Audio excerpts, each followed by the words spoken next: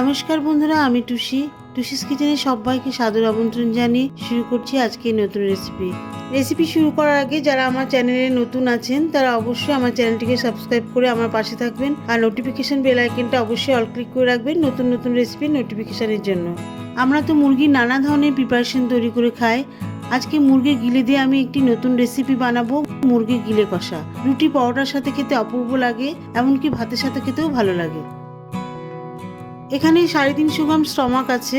স্টমাকগুলোকে আমি ছোট করে কেটে নিয়েছি আর আগে থেকে 3-4 বার জল দিয়ে ভালো করে ধুয়ে নিয়েছি। স্টমাকের গায়ে প্রচুর ফ্যাট আছে, এইগুলো আমি বাদ দিয়ে দেবো না। এইগুলো থাকলে রেসিপি খেতে খুব স্বাদের হবে। প্রথমে আমি মুরগির গিলে বা স্টমাক বলি যেটাকে, ভালো করে পরিষ্কার করে নেব। দিয়ে দিচ্ছি 1 বড় চামচ লবণ আর 2 টেবিল চামচ মতন ভিনিগার দিচ্ছি এই কারণে, ভিনিগার দিলে কিন্তু স্টমাকের ভেতরে যে দুর্গন্ধ থাকে সেটা পুরোপুরি চলে যাবে আর স্টমাকের ভেতরটাও কিন্তু ভালো করে পরিষ্কার হয়ে যাবে। বেশ ভালো করে ডলে ডলে কিন্তু চিকেন স্টমাকগুলোকে পরিষ্কার করতে হবে। ভালো করে পরিষ্কার করা হয়ে গেলে এবারে আমি 3-4 বার জল দিয়ে ভালো করে ধুয়ে নেব।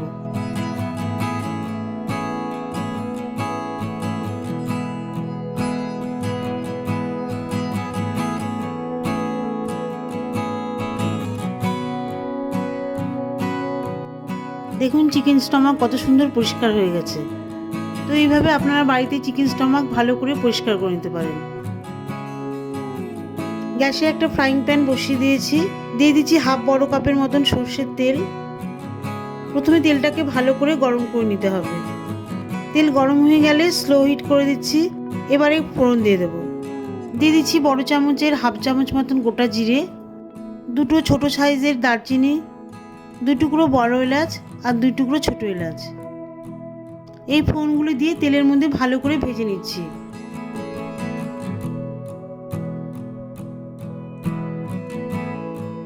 ফোড়নগুলি ভাজা ভাজা হয়ে গেলে যখন ফোড়ন থেকে খুব সুন্দর একটা ফ্লেভার আসবে সেই সময় দিয়ে দিচ্ছি 2টো পেঁয়াজ কুচি।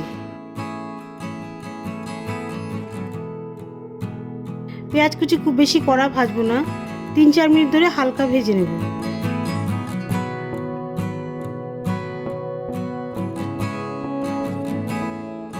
পেঁয়াজ কুচিগুলি হালকা লাল ভাজা হয়ে গেলে, পেঁয়াজগুলি যখন নরম হবে, দিয়ে দিচ্ছি 1 টেবিল চামচ মতন আদা রসুন বাটা। সঙ্গে দিয়ে দিচ্ছি একটা টমেটো কুচি। টমেটো কিন্তু বেশ ছোট ছোট কুচি করে কেটেছি, যাতে গ্রেভি তৈরির সময় টমেটো পুরোপুরি মিশে যায়।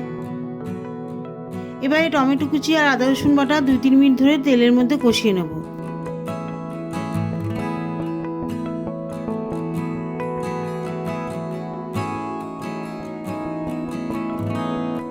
এতে টমেটো আর আদা রসুনের মধ্যে যে জল থাকে সেটা খানিকটা তেলের মধ্যে শুকিয়ে যাবে।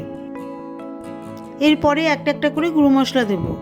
প্রথমেই দিয়ে দিচ্ছি 1 চামচ মতন জিরে গুঁড়ো, সঙ্গে দিয়ে দিচ্ছি ধনে গুঁড়ো, 1 চা চামচ মতন কাশ্মীরি লঙ্কার গুঁড়ো আর 1/2 চা চামচ মতন শুকনো লঙ্কার গুঁড়ো। এইসব মশলা দিয়ে আবারও 2-3 মিনিট মতন তেলের মধ্যে কষিয়ে নেব।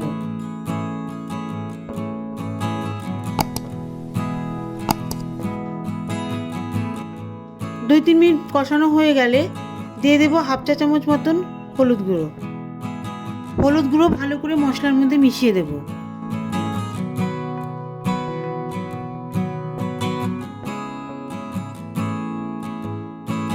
হলুদ গুঁড়ো ভালো করে মশলার মধ্যে মিশিয়ে দেওয়ার পরে চিকেন স্টমাকগুলি দিয়ে দেব। সঙ্গে দিয়ে দেবো 1 চামচ মতন লবণ। এবারে চিকেন স্টমাক মশলার মধ্যে ভালো করে কষিয়ে নেব।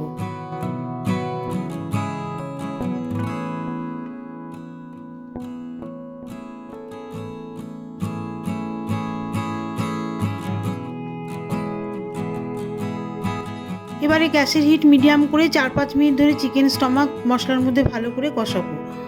এতে করে চিকেন স্টমাকগুলি বেশ সেদ্ধ হয়ে যাবে আর চিকেন স্টমাকের মধ্যে কিন্তু মশলাটাও ঢুকে যাবে। স্টমাক মশলার মধ্যে যত বেশি কষাবেন স্টমাক তত বেশি সফট হবে, সেদ্ধ হবে, খেতে বেশ ভালো লাগবে।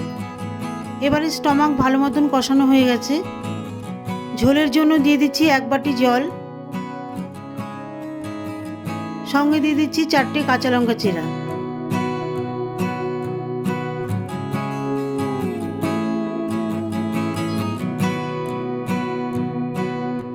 কাঁচা লঙ্কা ঝোলের মধ্যে ভালো করে মিশিয়ে দিয়ে 5 মিনিটের জন্য ঢাকা দিয়ে দেবো।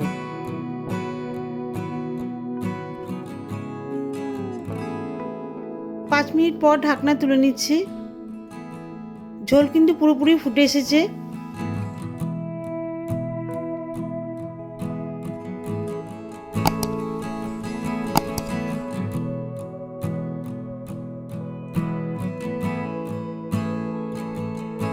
এবার দিয়ে দিচ্ছি হাফ চা চামচ মতন গরম মশলার গুঁড়ো, আর সঙ্গে দিয়ে দিচ্ছি কিছুটা পরিমাণ কারি পাতা। এখানে আমি কারি পাতা দিচ্ছি, যদি আপনারা কারি পাতার ফ্লেভারের বদলে ধনে পাতার ফ্লেভার পছন্দ করেন দিতে পারেন।